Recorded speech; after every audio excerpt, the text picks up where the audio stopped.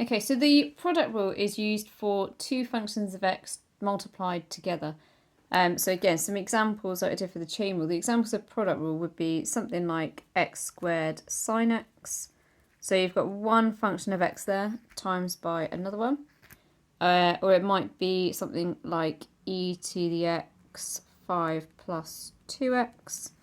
Or it could be something like x cubed 2x plus 6 to the 4, which is a bit of a combination of both the product rule and the chain rule. Okay, so you've got one function of x there, and then for this one, if you had to differentiate that, you'd have to use the chain rule separately. But it is still two functions of x multiplied together, so overall it is the product rule. So I might as well just work through each of the ones that I've just gone through here.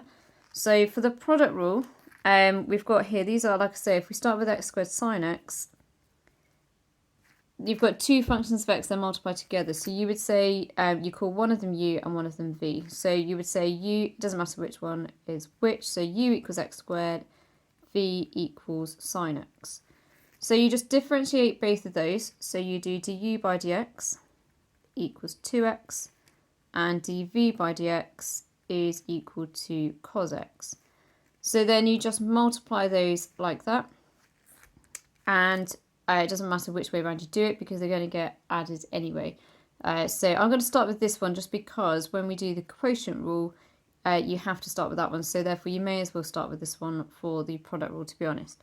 So you multiply those, so you're going to get 2x sine x, and then multiply those as well, so you'd get x squared cos x, and you just add those two answers together.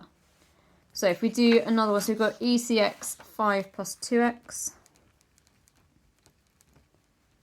So you would say that u equals e to the x, v equals 5 plus 2x.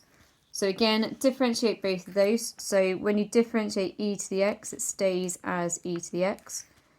dv by dx is equal to 2. Cross multiply them and then add those together. So if you do v times this one, you'd get e to the x bracket 5 plus 2x, and then we add these two times together, so that's just going to be 2e to the x. And then last one is x cubed 2x plus 6 to the power of 4. So if you cannot remember how to do the chain rule, you might want to watch that video before you try this one. So this one, you've got u equals x cubed, and then you've got v equals 2x plus 6 to the power of 4. So to differentiate both of these, this one is nice and easy. So x cubed differentiates to 3x squared. And then this one, dv by dx, so you would bring the 4 down and make it a 3. And then you've got to times that by what you get when you differentiate this bit. So when you differentiate this, you get just 2. So it's going to make it 8 2x plus 6 to the power of 3. I'm just going to get rid of that and put that back to a 4. Otherwise, I'm going to get myself modelled up in a second. Okay, so it's just changing v back to what I said v was over here.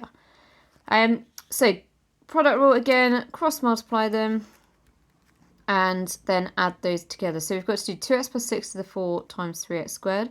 So that would be 3x squared, 2x plus 6 to the power of 4.